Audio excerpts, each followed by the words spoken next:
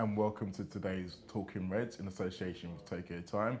My name is Mo Stewart, and well, frankly, I've given up trying to keep track of Rod Gutman. He can do what the hell he wants, turn up when he wants, and he probably will do. So I've gone for the more trustworthy, reliable, sturdy voice of Mr. Josh Sexton. I'm like the consistent sub now, aren't I? Yeah. I was trying to think of players throughout Liverpool's sort of history who've come on and just been like, not even necessarily super subs, but just always been consistent. Always come there. on, you can get a 7 out of 10. Maybe Clavan. I'll go with Clavan. I Oh, like yeah, Clavan. that's a very pertinent point to bring up, Clavan, because obviously today is the day of Burnley away, and the last time we were at Burnley away on the very first day of this year, not only was Clavan our match winner, but the weather was kind of like it is right now. We're all very much in that Burnley away kind of mood, aren't we? That's Burnley away psyche. Yeah, I think Burnley away is one of them where you always think tough away. You think of a grey atmosphere with high winds and that kind of thing, and that is very much what today is. I miss Clavan though. I do. I mean, we had a bit of a sing-song for him on Sunday, didn't we? Yeah, That was did. good fun. Yeah. That was good fun. But no, going back to Burnley, it's very much your classic old ground, small, closed in, like classic old school football. And to that end, a couple of weeks ago on AFQ Football, I revealed that I'd never had a Bovril, and it basically heads fell off left, right, and centre. So I decided that I was going to have some Bovril. And considering the weather and considering the time, I thought that today, in front of you guys, would be the best place to. Oh my God, look at this thing! Would be the best place to do it. So It's somehow you've managed to make it look awful, and I don't know how. I mean, I feel like it's a thing that you can't really get wrong. I just dropped a cube in boiling water. I mean, my point at the time was, it sounds like I'm just drinking gravy. I'm literally about to put this thing in my mouth, and my mind hasn't changed on that fact. So yeah, bottoms up, everyone. That face. Oh my goodness. No, I think that's a big no. Bovril is no bueno. Jesus Christ. Right, yeah, so back to the game then. Now, obviously, Burnley aren't doing very well right now, but we all know that they have performed well against Liverpool in the past, and there's that little bit of trepidation. We all saw Manchester City get another 3 points last night.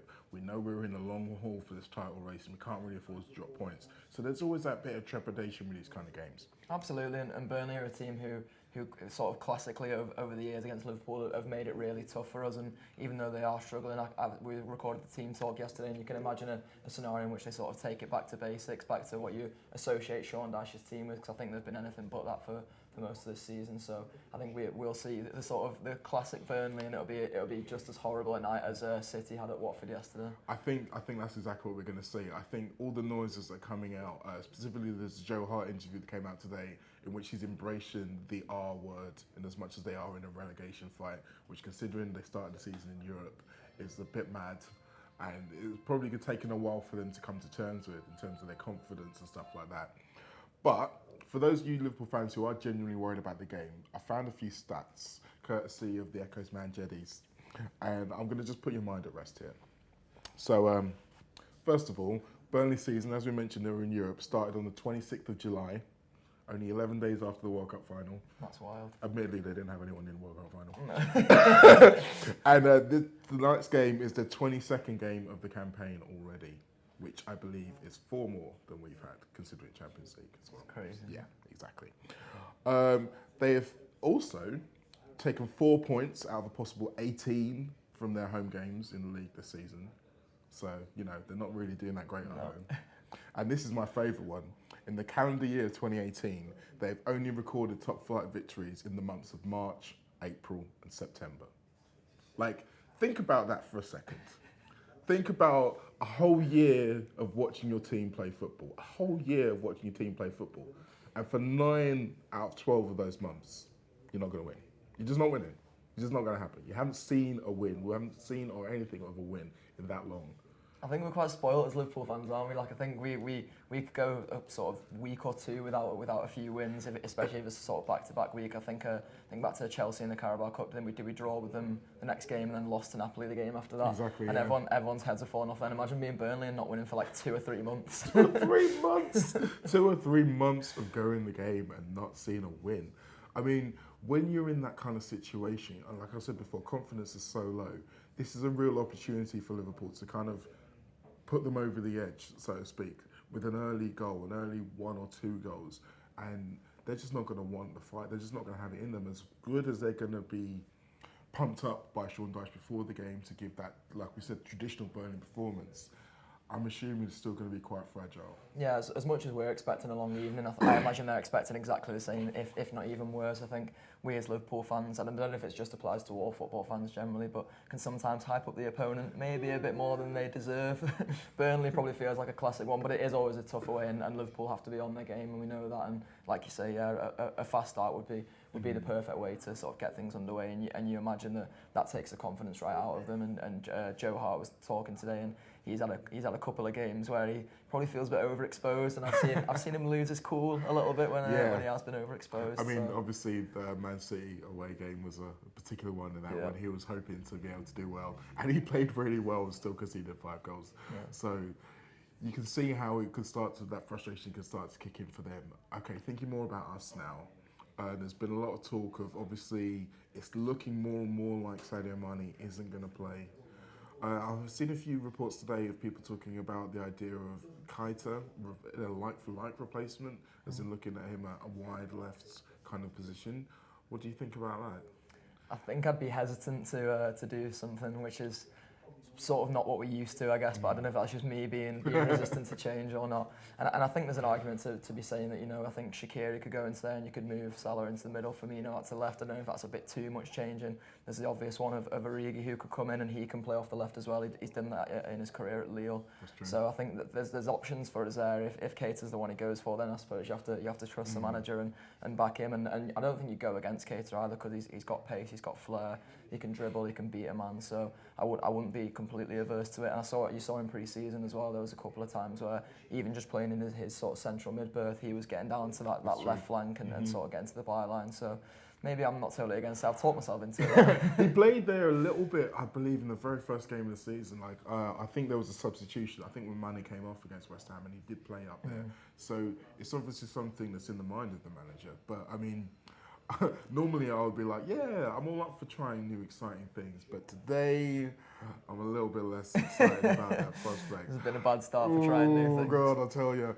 But in general, I think a lot of people would be expecting to see a change up front in particular. There's been a lot of talk about Firmino and his form and stuff like that. And obviously with Origi scoring in the last game, there's still Sturridge to come in as well. If I give you the choice, what is your front three looking like? If it is a front three at all?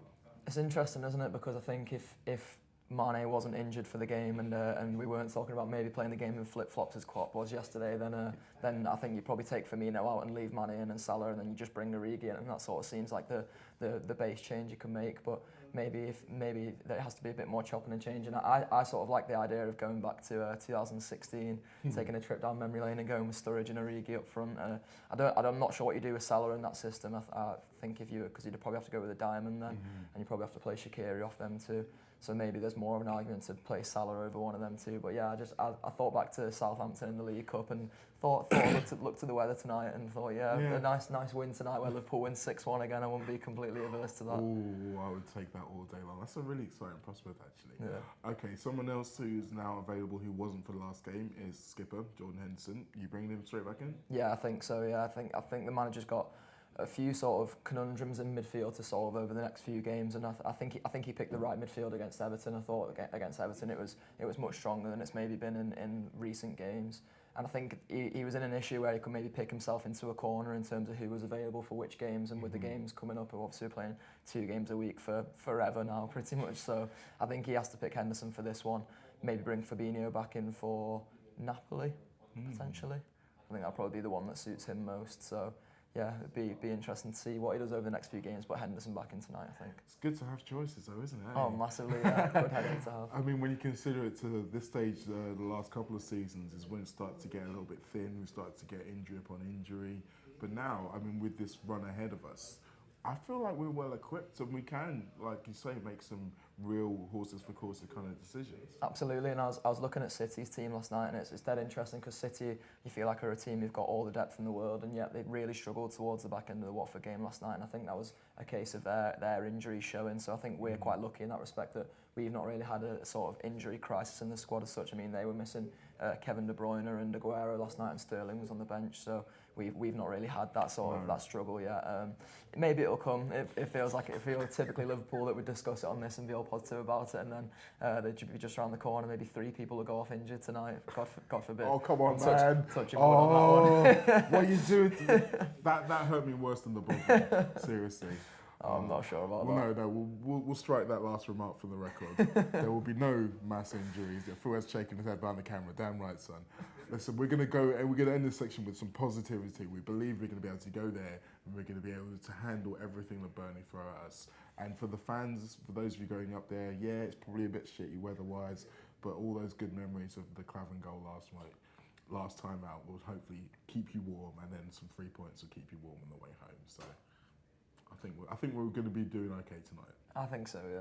I said 6-1 before, come on. I'm just trying to balance out. I'm still not happy with you, man. Okay, it's probably an appropriate time to have a break to talk a little bit about our sponsors, especially seeing as I'm pretty sure they don't have Bovril in Tokyo.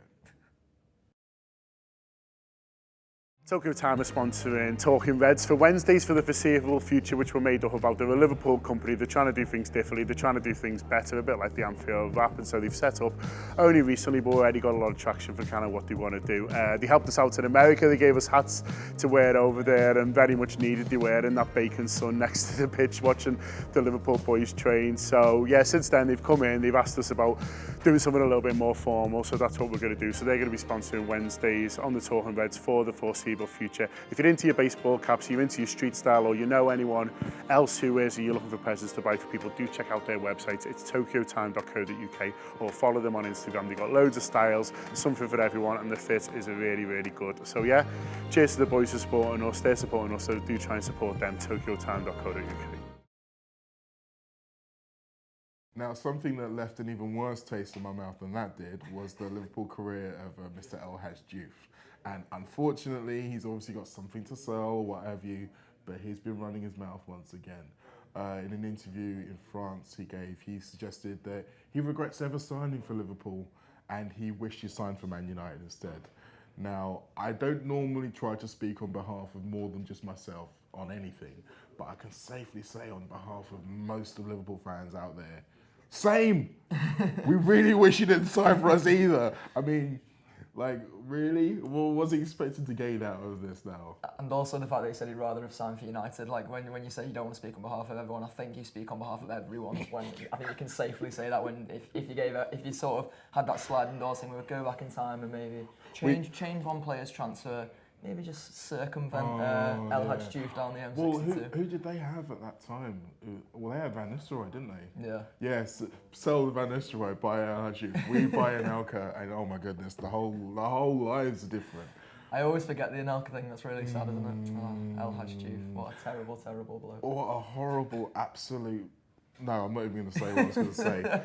It's, put it this way, it's my favourite new word, and those of you following me on Twitter will know which word I'm talking about, but it's probably not safe to say on this show. But we're not going to dwell on El Hadj Diouf too much. I just reminded of it because he's one of his contemporaries, I believe, John Arisa, I believe they played together. Yeah. Someone who's just got a new book out, which I know you've been reading. Yeah. I've had to do a bit of a speed read because I'm going to speak to him at Hope Street Hotel today, and that'll be out on the weekend on Friday as well. So that's one thing to look forward to. Hey, hopefully.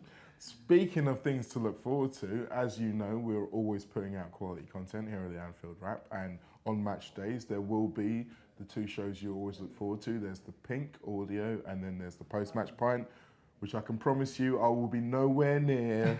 Those of you who believe the curse is real, unfortunately, myself included.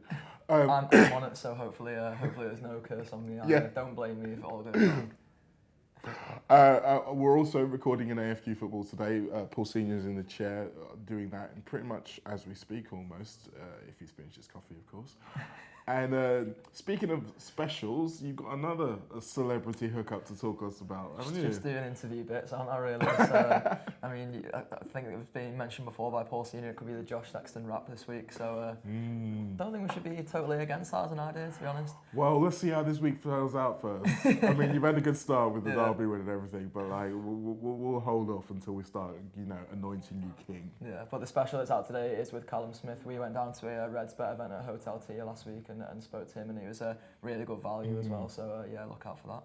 Yeah, I'm looking forward to it. So he's one of those guys who I've always enjoyed watching him, whether it's in the ring or outside the ring, and obviously part of the family that's been doing Liverpool proud for quite some time now. So it would be nice to hear from him on that show. Yeah, he's a dead nice fella as well. So. Right, well that's a short and sweet version of Talking Reds today. I need to go and scrape my tongue for something really, really soft. I hope you all enjoy Burnley away as much as we do. See you all tomorrow.